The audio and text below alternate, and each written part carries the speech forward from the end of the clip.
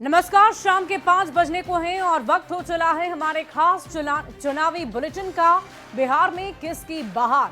बिहार में चुनावी खबरों को हम सिलसिलेवार तरीके से आपको दिखाएंगे, लेकिन उससे पहले पूर्णिया से एक बड़ी खबर का रुख कर लेते हैं। मझगामा में दुर्गा मंदिर में मूर्ति को खंडित करने का मामला सामने आया है और मामले में कुल 12 लोगों की गिरफ्तारी हुई है। एक पक्ष से एक आरोपी एहतसाम और दूसरे पक्ष से 11 लोग गिरफ्तार हुए हैं। घटना से गुस्साए लोगों ने तोड़फोड़ किया और हंगामा किया है। घटना स्थल पर धारा 144 लागू कर दी गई है। पुलिस ने हालात कंट्रोल के लिए की 4 राउंड हवाई फायरिंग। एक व्यक्ति जख्मी हुआ है। डीआईजी प्रमोद कुमार मंडल ने इसकी पुष्टि भी कर दी है। बड़ी खबर आपको पूर्णिया से बता रहे हैं, एक व्यक्ति जख्मी है। धारा 144 लागू की गई और इस पूरी खबर की अधिक जानकारी के साथ न्यूज़ 18 संवाददाता पूर्णिया से कुमार प्रवीण हमारे साथ फोन लाइन पर हैं।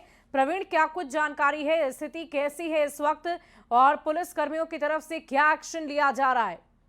देखिए, स्थिति अभी कंट्रोल में है। अभी हमारी बात डीआईजी प्रमोद कुमार मंडल जी से हुई और उन्होंने कहा कि वहां पर स्थिति सामान्य है। हालांकि 144 लगाई गई है और पुलिस मौके पर कैंप कर रही है। जिसके ऊपर मूर्ति खंडित करने का आरोप है एहतसाम, उसे गिरफ्तार कर लिया गया है। और दूसरे पक्ष के लोग जो उग्र भीड़ में से जिन लोगों ने हंगामा किया, तोड़फोड़ और आगजनी भी की है, एक दुकान को भी जलाया है, उन लोगों में से 11 लोगों को गिरफ्तार किया है। जो आरोपी को बचाने के चक्कर में पुलिस के द्वारा 4 राउंड फायरिंग भी की गई है। एक व्यक्ति जो ओम प्रकाश सिंह है, उनको गोली लगने की बात कही जा रही है, जिसका कि इलाज अभी जीएमसीएच में चल रहा है और मैं अभी भी जीएमसीएच में हूँ, जहाँ पर प्रशासन की पूरी मुस्तैदी है और अंदर उसका इलाज चल रहा है। हालांकि पुलिस गोली लगने की पुष्टि नहीं कर रही है। पुलिस का कहना है कि अब गोली लगी है या किसी और चीज से लगा है, ये अभी स्पष्ट नहीं हुआ है, लेकिन उनका अभी इलाज चल रहा है। फिलहाल वहाँ 144 लगा दी गई है और हालात कंट्रोल है। एफआईआर की कार्रवाई की जा रही है। डीएम, एसपी, डीआईजी सभी मौके पर मौजूद हैं और बड़ी संख्या में वहाँ कई थाने की पुलिस मौजूद है। प्रवीण, हमें बताइए कि कितने लोगों पर नामजद एफआईआर दर्ज कराई गई है और कितने लोग अभी पुलिस के साथ हैं? क्या इस बाबत भी कोई जानकारी आपके पास? नहीं, अभी डीआईजी से बात हुई, उन्होंने कहा कि अभी एफआईआर नहीं हुई है, लेकिन एफआईआर की कार्रवाई भी की जा रही है और जल्द ही एफआईआर की जाएगी। फिलहाल कुल 12 लोगों को दोनों पक्षों से गिरफ्तार किया गया है और हालात वहां कंट्रोल में है और पुलिस वहां पर मौके पर मौजूद है और कैंप कर रही है। डीएम, एसपी खुद वहां पर मौजूद हैं और लोगों को समझा बुझाकर अभी शांत कर दिया गया है। और जो खंडित मूर्ति थी, डीआईजी ने कहा कि उस मूर्ति को हटाकर वहां पर दूसरी नई मूर्ति वहां पर दी गई है, क्योंकि वो मिट्टी का ही मूर्ति था। अभी दुर्गा पूजा को लेकर मूर्ति बन रही थी, जिसको कि तोड़ दिया गया था और उस मूर्ति को वहां से हटा दिया गया। उसकी जगह पे दूसरी मूर्ति वहां पर लगाई गई है, रखी गई है और उसको ये करने का काम किया जा रहा है। जी वाकई बहुत बहुत शुक्रिया कुमार प्रवीण हमारे साथ जुड़ने के लिए, तमाम जानकारी के लिए। इस पूरी खबर पर आप लगातार नजर बनाए रखें।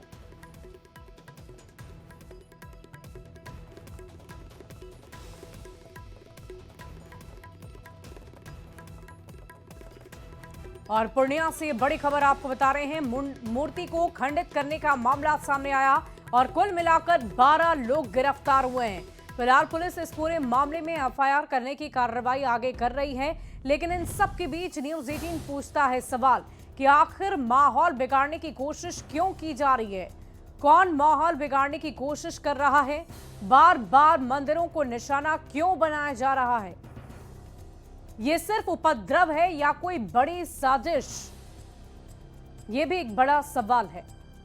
माहौल बिगाड़ने की कोशिश लगातार आखिर क्यों की जाती है और अगर की जा रही है तो उन लोगों को क्यों नहीं पकड़ा जाता? उन पर क्यों कार्रवाई समय रहते नहीं की जाती है?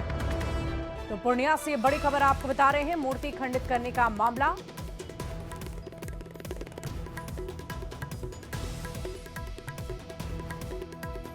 जी के मम्मी को लेकर के जो मेरा मौसी लगेगी, उसको लेकर के हम लोग यहाँ आए। क्या पता चला? यहाँ तो पता चला है फेसबुक के द्वारा कि गोली लगी है। कहाँ पे लगी है गोली? अब ये तो हमको जानकारी नहीं है। वहाँ पे किस तरह की घटना? वहाँ का घटना वही है कि मूर्ति को क्षतिग्रस्त किया गया था किसी असमंजित तत्व के द्वारा, तो उसको लोगों ने पकड़ा भी है। घटना में हम देखिए वार्ड सदस्य हैं, पहले हम पंचायत में ही थे, उससे हम लोग का काम चल रहा था। हमको फ़ोन कर रहा था कि ऐसे ऐसे मैटर हो गया, तो हम डायरेक्ट आ गए पूर्णिया से। हमको जो पता लगा ठीक है पेशेंट और कोई दिक्कत नहीं है। क्या हुआ, इसको गोली लगी है? बोलता है कि कोई बोलता है गोली लगा है, आप कैसे, हम लोग तो कहने नहीं पाएंगे, बिना दिखावट तो कैसे बोलने नहीं पाएंगे हम। बढ़ते आगे, कांग्रेस और राहुल गांधी के करीबी और इंडियन ओवरसीज कांग्रेस के प्रमुख सैम पित्रोदा के एक बयान पर फिर से विवाद शुरू हो गया है। एक इंटरव्यू में सैम पित्रोदा ने पाकिस्तान की जमकर तारीफ कर दी है। सैम पित्रोदा ने कहा कि मैं पाकिस्तान, बांग्लादेश और नेपाल गया हूं और हर जगह पर मुझे घर जैसा ही महसूस होता है, लगता है। उन्होंने कहा कि मैं पाकिस्तान गया हूं और मुझे आपको बताना चाहिए, मुझे घर जैसा महसूस हुआ। मैं बांग्लादेश गया हूं, मैं नेपाल गया हूं और मुझे वहां पर भी घर जैसा ही महसूस होता है। मुझे ऐसा महसूस नहीं होता कि मैं किसी विदेशी देश में हूं। They are all small. They all need help. They are all going through difficult times. And there is no need to fight. Of course, there is a problem of violence. Of course, there is a problem of terrorism, and all that is there. I've been to Pakistan, and I must tell you, I felt at home. और इस वक्त की एक और बड़ी खबर आ रही है। बीजेपी नेता प्रदीप भंडारी का सैम पित्रोदा पर वार। सैम पित्रोदा को पाकिस्तान में अच्छा लगता है। बीजेपी ने कहा कांग्रेस ने पाकिस्तान के खिलाफ सख्ती नहीं की। कांग्रेस ने 26/11 हमलों के बाद भी सख्ती नहीं की। बीजेपी ने यह बड़ा आरोप लगाया है। और आपको बता दें कि सैम पित्रोदा के इस बयान को लेकर लगातार चर्चा हो रही है। बीजेपी नेता प्रदीप भंडारी ने सैम पित्रोदा के इस बयान पर पलटवार किया है।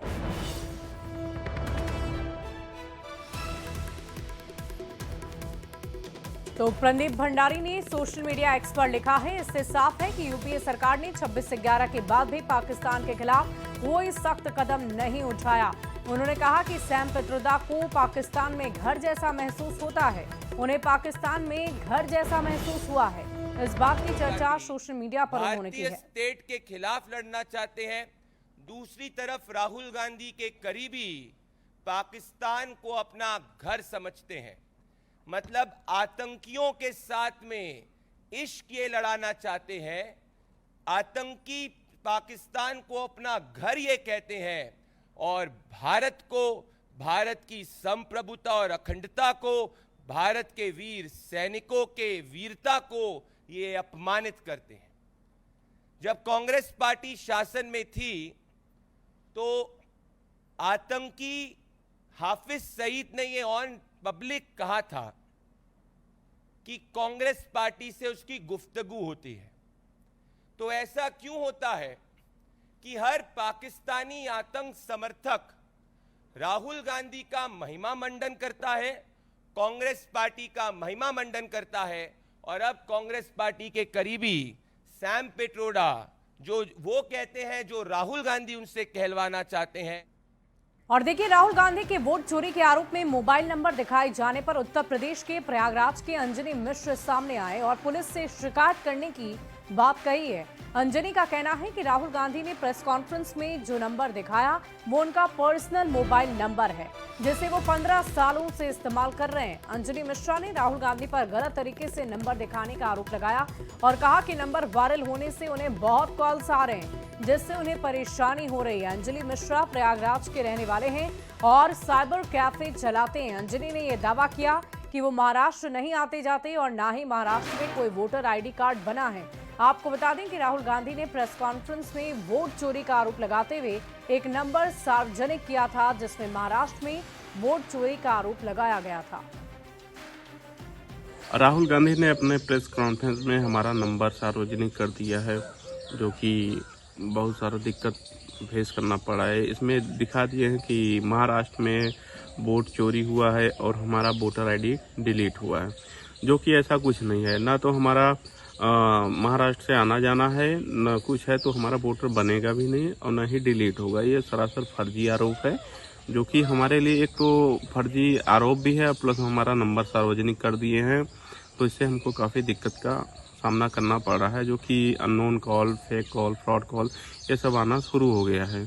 तो या हमको अब अपने नज़दीकी पुलिस स्टेशन या जो भी हो रिपोर्ट देना पड़ेगा कि ये हमारा निजी मामला है और निजता का हनन भी है, हमारे व्यक्तिगत हमारा, जो कि भाई किसी का नंबर आप सार्वजनिक कर देंगे तो सही नहीं है, इसलिए बहुत सारे दिक्कतों का सामना करना पड़ रहा है।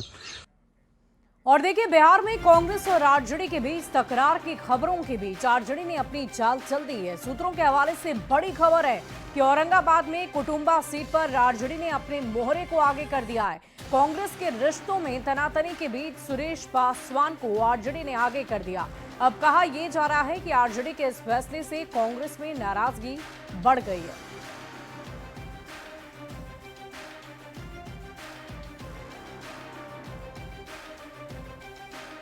तो औरंगाबाद की कुटुंबा सीट पर आरजेडी की ओर से चाल चल देने की बात सामने आ रही है। खबर है कि आरजेडी ने सुरेश पासवान को अपने उम्मीदवार के तौर पर आगे कर दिया और ऐसे में कुटुंबा से मौजूदा विधायक राम और बिहार कांग्रेस के अध्यक्ष राजेश राम ने कुछ भी कहने से इनकार कर दिया।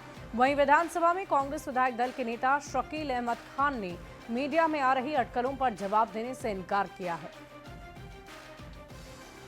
तो कुटुंबा सीट पर आरजेडी और कांग्रेस के बीच में तकरार चल रही है और ये तकरार अब सार्वजनिक हो गई है, लेकिन सार्वजनिक होने के बाद भी अब नेताओं की तरफ से किसी भी तरह का बयान नहीं दिया जा रहा है।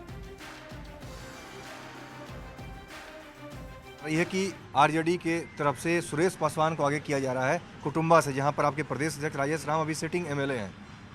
कयास आराइयाँ हैं और मीडिया के साथियों के द्वारा आराइयाँ हैं, ये सब तो कयास करता रहे। जो मजबूत सीट है, भारी मतों से जीतने का मामला है, यहाँ कौन क्या कह रहा है नहीं कह रहा है इस पर कोई चर्चा ही नहीं है। कुटुंबा से आप विधायक हैं, वहां पर सुरेश पासवान आरजेडी के दावा ठोक रहे हैं, अब तो आप ही की सीट पर। देखिए, ये लोकतंत्र है और हम स्वस्थ लोकतंत्र की मर्यादा को पालन करने वाले हैं। जब तक ले टिकटों की घोषणा नहीं होती तो ये सभी का जो है अधिकार है अपनी बात कहने का, और जो जिस दल से जुड़ा रहता है ये उनकी भी अधिकार है कि उस दल से कुछ भी मांग करे। वहीं कांग्रेस आरजेडी के बीच बनते बिगड़ते रिश्तों की खबर से आगे निकलकर अब सीएम पर दावेदारी की खबरों पर आते हैं।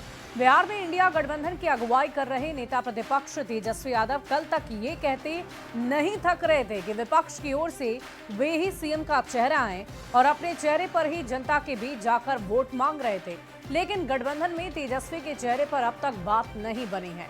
कांग्रेस के तमाम बड़े नेता सीएम के चेहरे के सवाल पर चुप्पी साध रखे हैं और ऐसे में तेजस्वी यादव के अब सुर बदलने लगे हैं। जो पहले मैं सीएम पद का दावेदार बता रहे थे, अब जनता को मालिक बताने में लगे हुए हैं।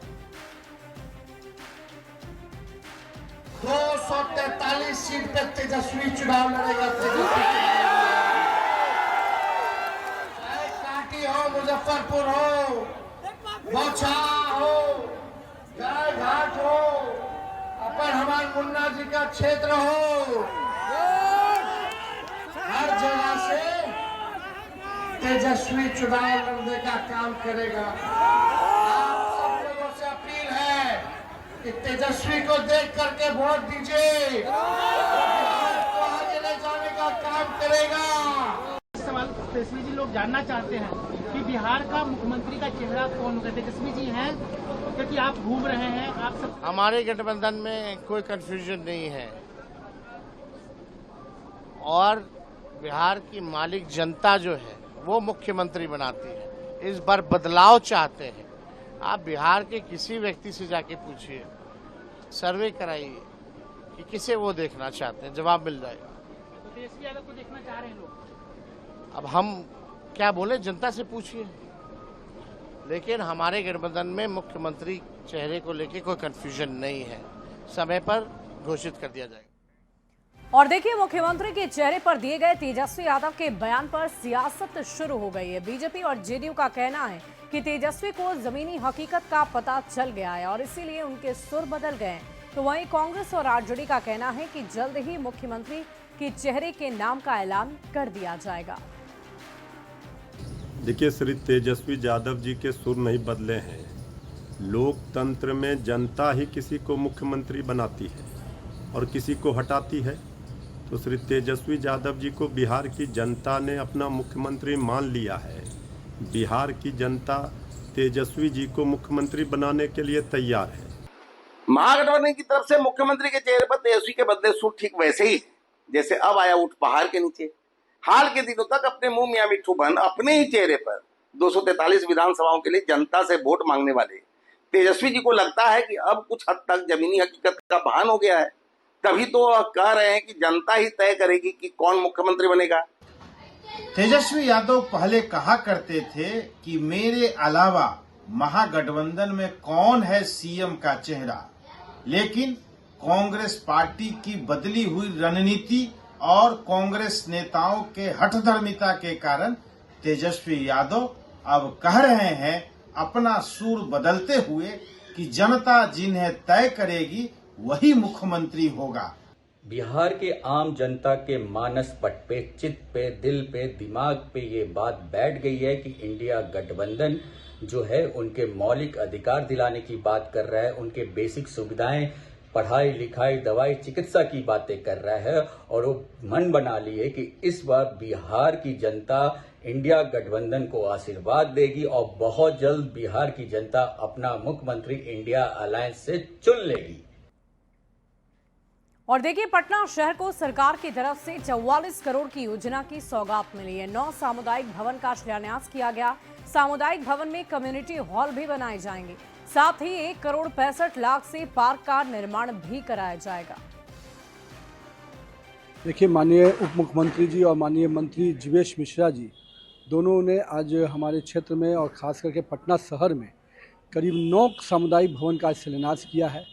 उनमें से 3 हर एक स्थान पर एक नगर निगम की ऑफिस भी पाटलिपुत्रा, कंकड़बाग और बांकीपुर में बनेगा और बाकी 3 फ्लोर पे कम्युनिटी हॉल बनाने का है।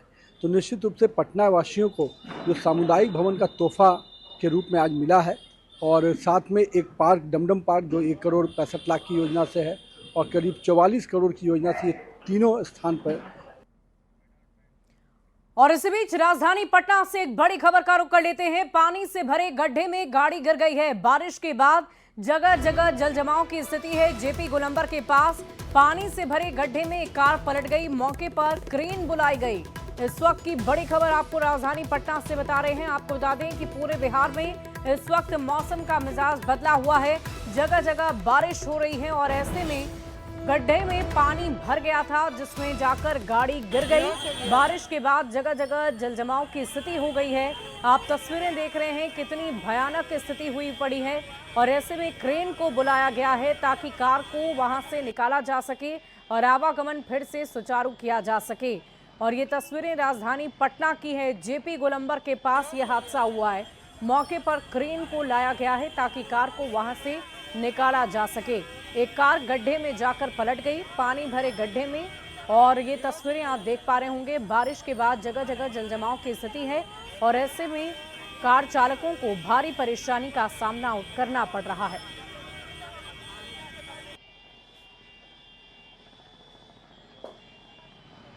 और फिलहाल इस बुलेटिन में अभी के लिए बस इतना ही। आप बने रहे न्यूज़ 18 बिहार झारखंड के साथ।